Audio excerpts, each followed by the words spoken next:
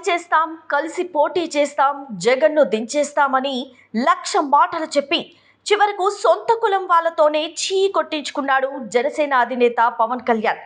పొత్తు పొత్తు అని ఏళ్ల నుంచి ఊదరగొట్టిన పవన్ చివరకు చంద్రబాబు వేసిన 24 స్థానాల ముష్టిని జోలలే వేసుకోవాల్సి వచ్చింది.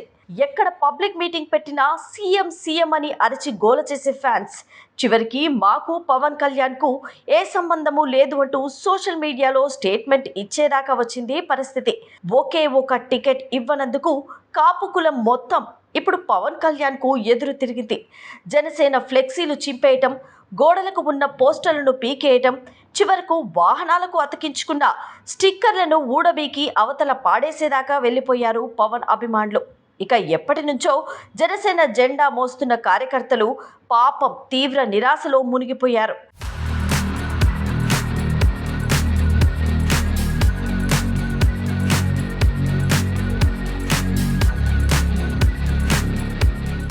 తమ అభిమాన నాయకుడు రాష్ట్రానికి ముఖ్యమంత్రి అవుతాడని కలలు కంటే జనసేన కేవలం 24 స్థానాల్లో మాత్రమే పోటీ చేస్తుందని పవన్ చెప్పటాన్ని జీర్ణించుకోలేకపోతున్నారు పాపం.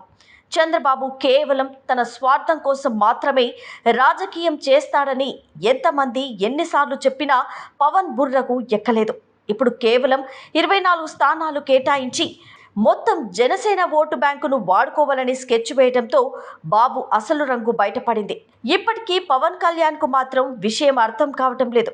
తనను ఓట్ల కోసం చంద్రబాబు వాడుకుంటున్నాడని, ఒకవేళ నిజంగా టీడీపీ జనసేన అధికారంలోకి వస్తే పవన్ను పక్కన పెట్టేస్తాడని ఇంకా పవన్కు అర్థం కావటం లేదు. కానీ చంద్రబాబు నాయుడు నన్ను ఓట్ల కోసం వాడుకొని మోసం చేశాడు అనే మాట ఏదో ఒకరోజు పవన్ నోట రావడం ఖాయం. ఇది పక్కా.